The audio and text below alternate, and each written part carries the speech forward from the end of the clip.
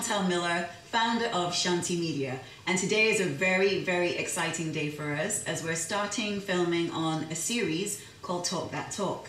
Now, Talk That Talk is a series of panel discussions, roundtable discussions, square table discussions, whatever, but we're talking. And we're talking about creativity. The common thread being the Caribbean and Caribbean influence on all things. So whether it's fashion, dance, film is a big thing for me. But today, it's all about Caribbean style. We have an amazing panel, amazing. We have event stylists, cultural commentators, and we also have Lisa Anderson, who is a fundraiser and also a business consultant for NGOs, but also a very, very fly girl. So we added her to the discussion. So welcome to the first of Talk That Talk. Let's get talking. My name is Lisa Anderson. I'm freelance business development and fundraising and project manager. Hi, my name is Gabrielle Smith. I'm a graphic designer and founder of arts and culture blog The New Black, a website which I started to profile the work of creatives from Africa and the diaspora. My Caribbean heritage is proudly Grenadian. My name is Alexia Lenoir, also known as Lexi. I am originally from Paris with a little bit of Guadeloupe spice in my blood. For a living, I'm a wedding and events planner. What does Caribbean style mean to me? So many things actually. I don't think you can really essentialise Caribbean style. It's more a feeling, like it's variety. For me, it's a lot of it is celebratory, a lot of exuberance, colour, but also there's an elegance. I mean, like when we were talking about, like the Windrush era and the look of, those people coming to London for the first time, whether it's from Jamaica or other islands, it just looks so put together. The suits are well cut, beautiful hats, delicate shirts. That for me is also Caribbean style. And then if you bring it back to like the 90s and you're talking about the influence of music, especially here in the UK, that for me is also, distinctive of Caribbean style or its impact on worldwide fashion. So I know it's so diverse, it's hard to kind of get to the bottom of what it is. In terms of music, when I think about how people dress now, I see very much like Caribbean elements in that. Even things like reggae and ska, even when you see guys when they have like the slight tilt of their hat, I just see like, okay, I know where you got that I know where you kind of got that from. And I think, I don't know, I feel that Caribbean people and their style has kind of been not taken for granted, but almost not given.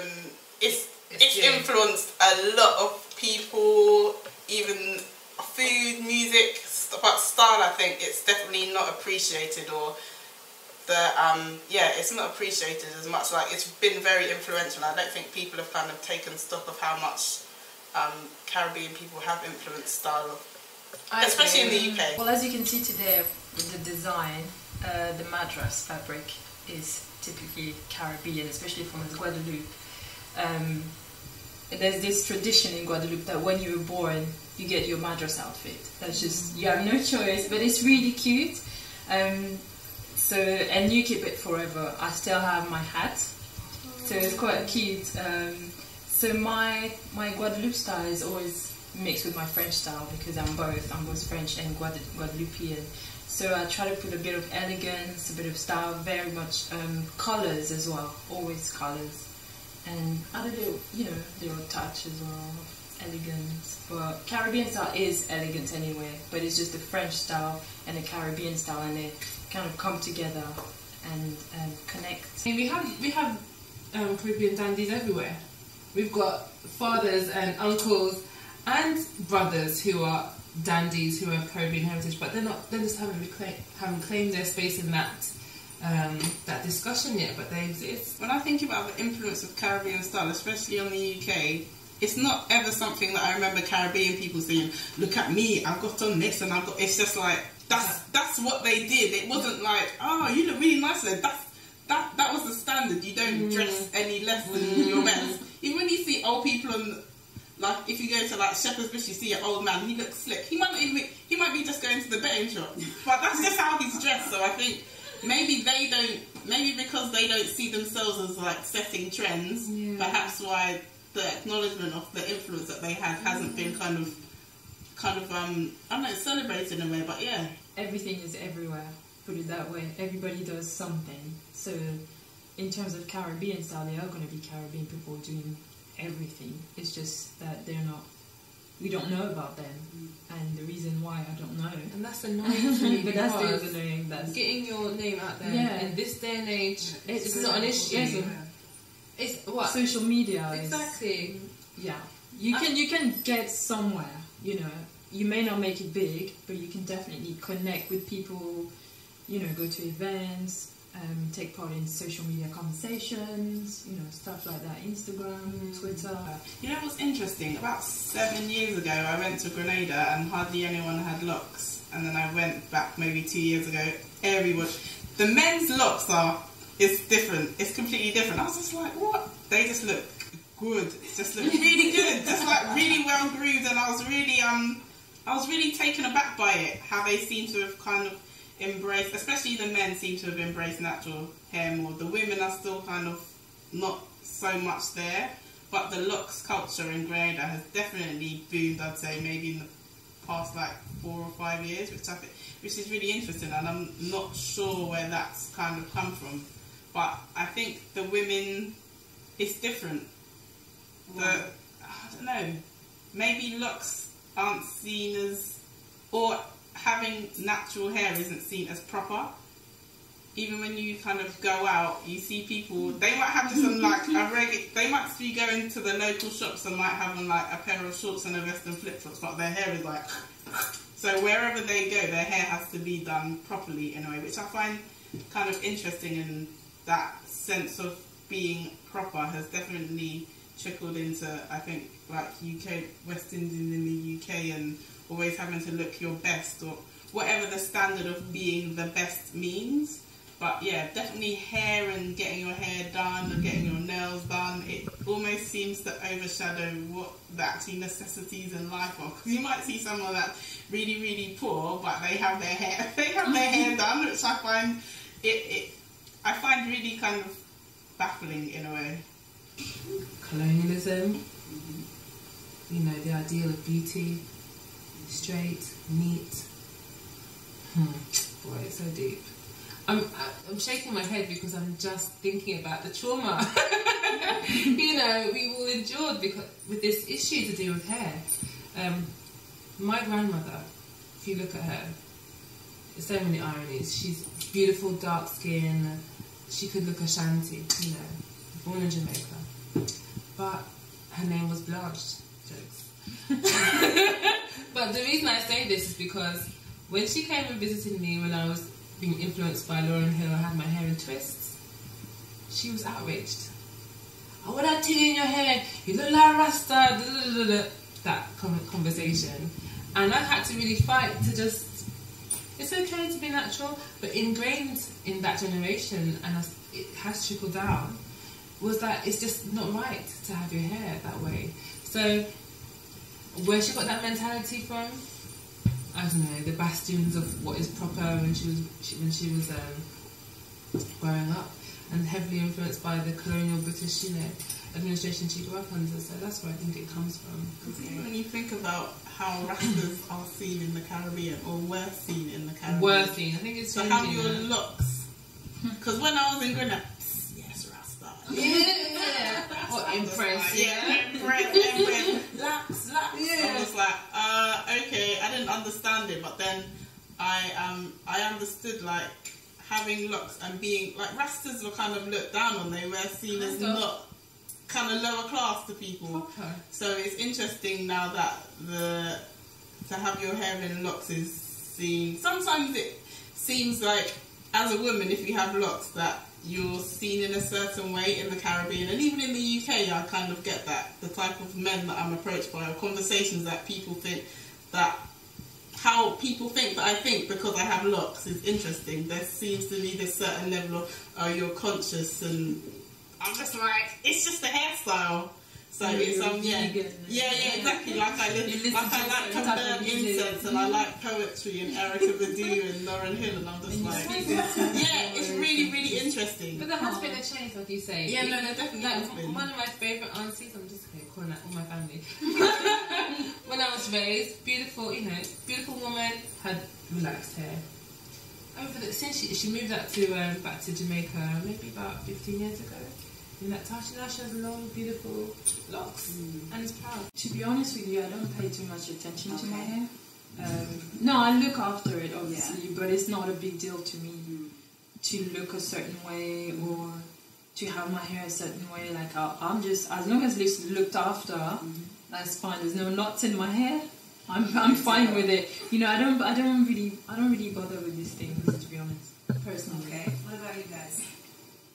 I think when I think about why I got locks, I had every single hairstyle. I had finger waves, I cut it off, I relaxed it, had it in extensions. So locks for me was kind of like the only hairstyle that I hadn't done besides a weave or a wig. So it wasn't a conscious effort because I wanted to be because I was in a particular mindset. But yeah, it's definitely interesting how I'm. Not how I view myself, but how people view me having locks. It's really, really interesting, and I never really understand why.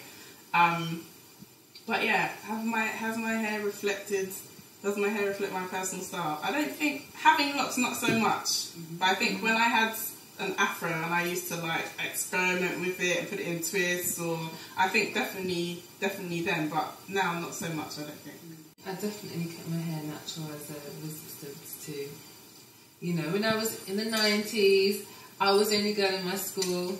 I was one of 2 black girls in my class, and I just didn't want to conform to the whole 90s girl relaxed hair look, and then Lauren Hill came on the scene and I was just gorgeous. I was like, going into black hair, seeing how she did the China bumps and then, or twisted it and then put it in rollers. I've experimented with all those natural styles, and then it kind of did start to define me or people's view of me as one of those natural girls, and then even going out socialising, and we had this night called Amplified, and it was known as the place where all the natural girls used to hang. And there was this whole, those girls who used to have relaxed hair, used to go, I just don't feel comfortable here. I get that from people. I never saw it, because I always used to be like, oh yeah, cool, there's like nice people, but when I used to invite people, they'd be like, oh, that's where all those natural people, the conscious people are. Conscious people hang out. We have poetry readings there. But so it does, I don't know if I'm conscious of it, but I'm proud of having natural hair. I definitely am. I was just on Tumblr like a couple of days ago, and I searched Afrofuturism, and pictures of Jamaican dancehall queens came up, and their hair, the way it was, like helmets and how it looked like architecture. It was really interesting. I was like, wow, they were kind of ahead of their even though it does look kind of garish sometimes, the fact that you can fashion your hair in a way that it looks like a building or a bird or it's really amazing. And I don't think people haven't taken stock of how creative that is. It's like, oh yeah, she's a yardy. Style icon. With my work, it's Preston Bailey all the way. I always look up to him. I'm in adoration of him. I love his style. If there's anything I need to work on, I have all these books as well. He's actually from Panama, so he's got a lot of Caribbean influences in his work, and he's big and he's bold and he's colorful, and I love it. So he's my go-to person when I need inspiration. Even when I don't, I just pick up his book and I'm like, wow. His floral installations are amazing. It's so funny, when I was thinking about style icons from my kind of Caribbean, Jamaican heritage, I was surprised by the things that came to my mind, so I'm just going to put them out there. Patra.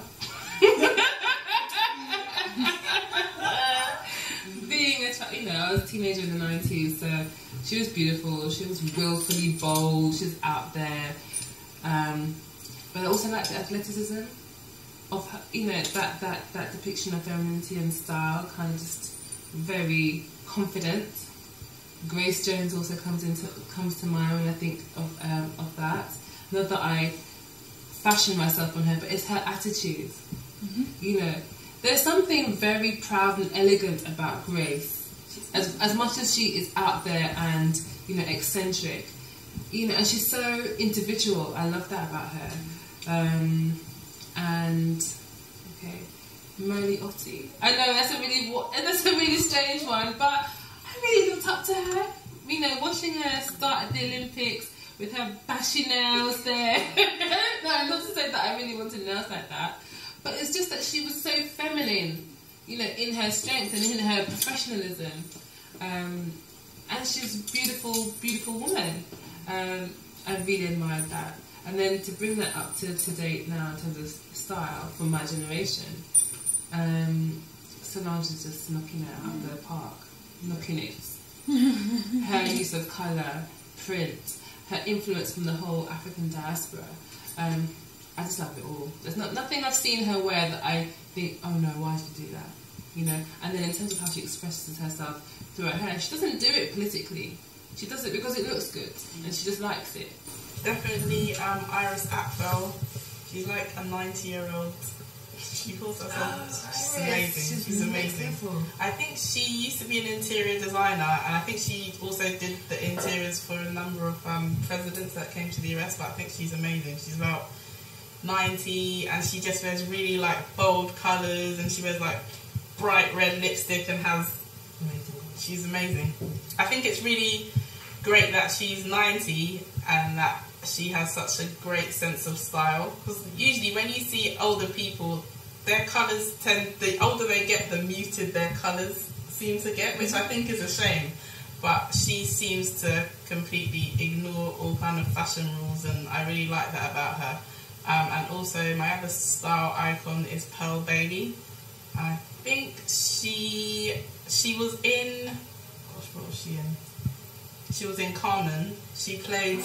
She had the kind of It's like Queen Latifah. Yeah, she does. She looks like Queen Latifah. My male style icons would be Pharrell. I think I love him, but most definitely his style is it's just exciting. Even when he wears weird things, like I'm sure he's wearing like ski boots and shorts. He makes it work, and that's what I really like. I think for men it can maybe be a bit difficult to express yourself with your style without looking odd. Okay, what's really interesting for me, there's a very common thread in what you're saying about your icons. I'm hearing the word bold, individual, and bright. And again, these are words that you used when you described what you thought of as Caribbean style. So that's very interesting that your style icons all enhance or represent some aspect of what you spoke about earlier.